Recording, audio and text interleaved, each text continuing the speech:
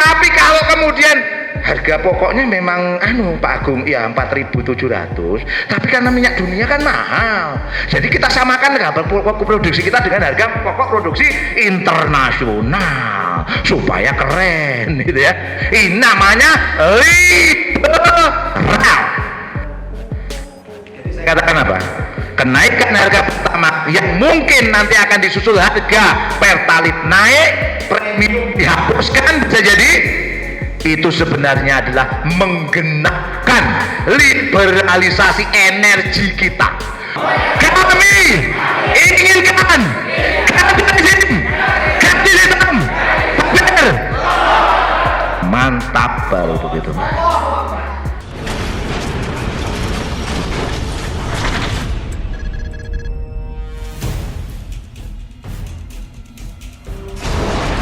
Krisis minyak goreng yang sekilas-kilas saja dulu ya, nanti baru kita bicara tentang BBM. Kalau kita bicara minyak goreng, ini persoalannya hulu sampai hilir. Hulunya apa? Ya wajar dong, karena lahan-lahan sawit kita ini hampir di atas 60% dikuasai segelintir kalangan. Inilah yang disebut dengan mafia minyak goreng atau kartel atau oligarki minyak sawit. Ini clear ya. Di atas 60% lahan. Kira-kira yang punya lahan yang untung atau tidak? Yang untung. Rakyat untung atau buntung? Buntung. Akhirnya apa? Ditambah lagi ada pasar komoditas internasional yang harganya lagi naik, CPO-nya lagi naik itu Pak. Ketika harganya naik, kira-kira logika pedagang nih, tata sekalian, kalau harga di luar negeri lebih tinggi daripada dalam negeri, meninggal jual keluar atau jual ke dalam? Keluar. Logis tidak? Logis, tapi inilah kapitalisme. Kacau tidak, saudara? Sudahlah. Nah, ya wajar kemudian pedagang-pedagang pada jualnya ke luar negeri, dalam negeri nggak ada barang. Ketika nggak ada barang, harganya mahal atau tidak? Langka tidak? Harus antri sendal tidak akhirnya ibu-ibu itu? Antri Pak. Udah clear. Sudahlah itu, distribusinya masalah, sampai ke konsumen juga masalah. Hulunya kapitalis, distribusinya kapitalis. Ujung-ujungnya masalah buat negeri ini. Systemic thinking, berpikir secara sistemik. Jangan lihat segera gejala. Ketika Jokowi diminta, ayo Pak turunkan harga minyak goreng, stres tidak dia? Stres dia Pak, nggak bisa mengendalikan oligarki. Mosok negara kalah sama oligarki, negara opo ini kira-kira saudara? Ini kekacauan luar biasa ini Pak. Mengendalikan harga negerinya sendiri nggak mampu ini. Kalah dengan oligarki, tak berdaya. Sekali lagi apa ini? Kapitalisme. Kalau ditanyakan di mana Pancasila? Oke, lanjutan. Baru kita bicara krisis energi terkait dengan Pertamax yang naik. PT Pertamina resmi menaikkan harga Pertamax pada tanggal 1 April 2022. Hadiah menjelang Ramadan. Luar biasa ya, ngasih hadiah ya mbok peyem, ngasih hadiah itu kok yang enak-enak. Harganya yang dinaikkan. Naik harga 12.500 sampai 13.500 dari sebelumnya 9.000 sampai 9.400. Kira-kira kalau di luar Jawa harganya sama tidak saudara? Ya enggak lah, bisa naik lagi ya. Nah, oke. Sekarang pertanyaan kita, apa yang menyebabkan mereka menaikkan? Kata Direktur Utama Pertamina, Bunike ya. Kalau Pak Ahok itu komisaris, tapi yo pasti salaman kira-kira. Pertamina itu dikatakan alasannya harga Pertamax naik itu karena menghindari kerugian akibat lonjakan harga minyak mentah dunia imbas konflik bersenjata di Ukraina katanya. Nah, Kemudian dikatakan Pertamina itu mas, ini tak tambahin masnya, saya tambahin sendiri ya. Naik itu Pertamina itu dengan harga 12.500. 12.500 ini pun Pertamina harus mensubsidi 3.500 per liter. Berarti harga minyak kata Bu Nike seharusnya berapa? 12,5 tambah 3,5 berapa? 16.000 per liter, harusnya dijual 12.500, sehingga kata dia disubsidilah para pemakai Pertama. Oke, baik. Sekarang gini, kita langsung ngobrol yang sederhana saja ya. Ini kan mekanisme harga berarti ya. Mekanisme harga itu kan harus ditentukan oleh supply and demand, apa namanya, penawaran dan permintaan. Sekarang kan kita tanyakan kan, berapa sih sebenarnya orang mengelola minyak itu mendapatkan harga berapa, harga pokok produksinya itu sebenarnya berapa. Nah, minta tolong ditampilkan Mas Arif slide-nya. Udah kelihatan ya.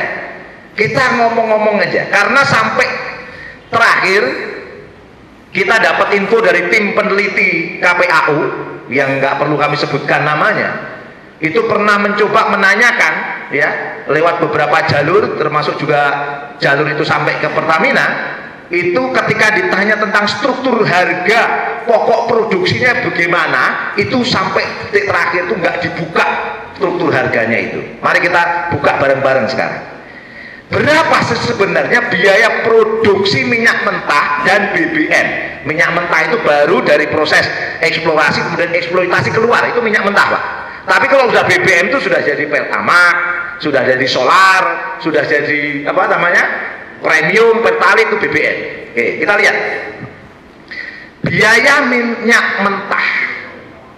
Kalau kita pakai harga biaya produksi asli Indonesia yang dilakukan Pertamina, itu 19,7 US dollar per barrel. Berapa? 19,7. Tapi ternyata harga pokok produksi internasional itu 113,5 US dollar per barrel. Murah atau enggak kira-kira? Lebih murah kita dalam negeri atau internasional? Murah dalam negeri, 19,7.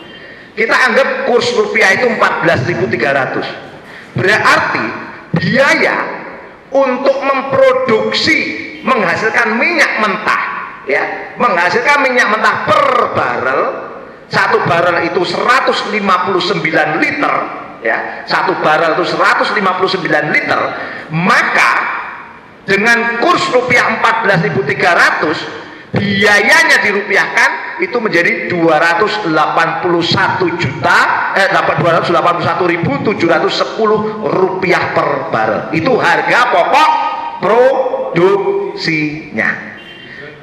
Ternyata kalau harga internasional itu ternyata 1.623.164 rupiah. Nah, harga pokok produksi Indonesia yang dilakukan Pertamina per liternya jadinya berapa? 1.772 rupiah. Di tengah harga minyak mentah dunia 10.209 rupiah per liter. Jadi kita harusnya ikut yang murah atau yang mahal?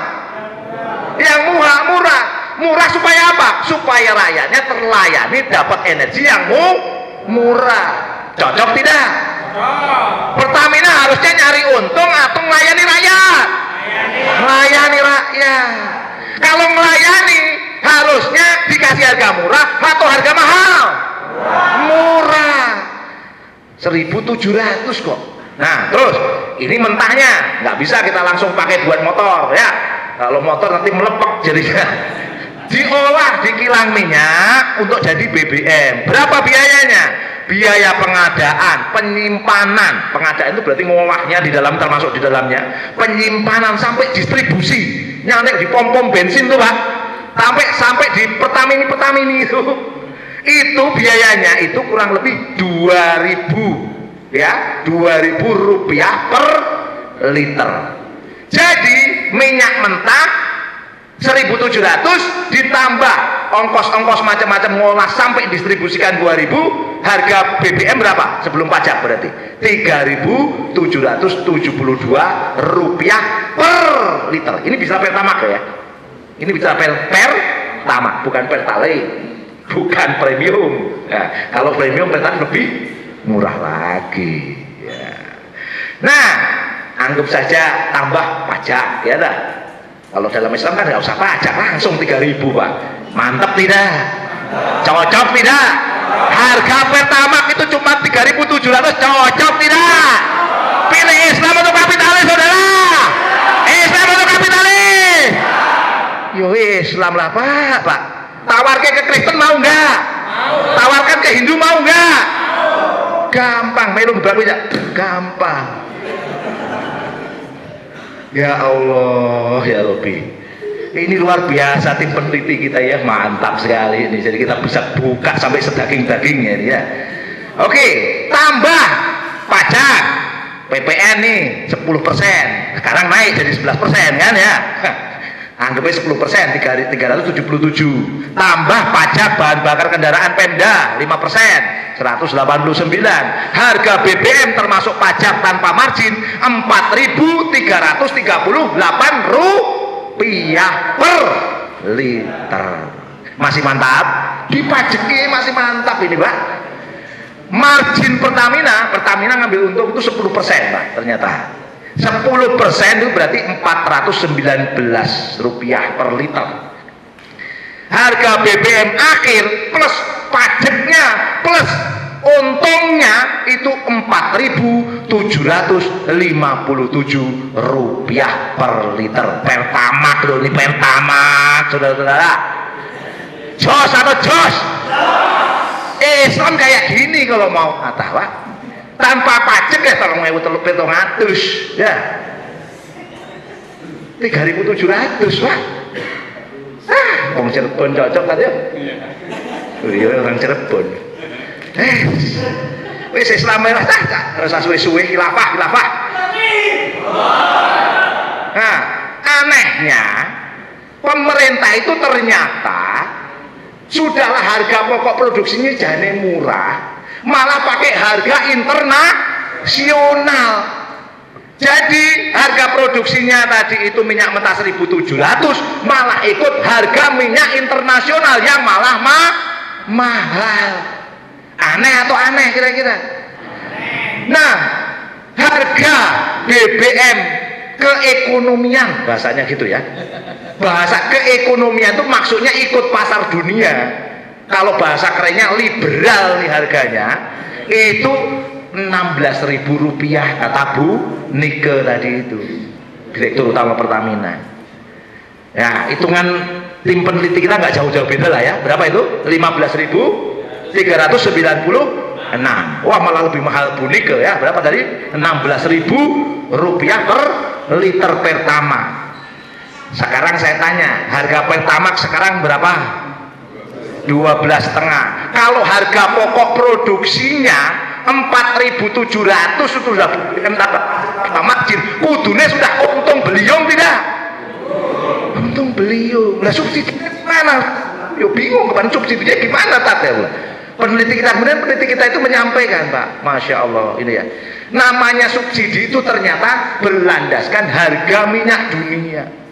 Jadi ketika minyak dunia itu harganya Pertamax itu tadi dikatakan 16.000 per liter harga dunia ya. Sementara didol sama Bu Nike lewat Pertamina berapa tadi? 12.500. Kira-kira rugi tidak Pertamina? Landasannya tadi rugi karena harganya harusnya berapa?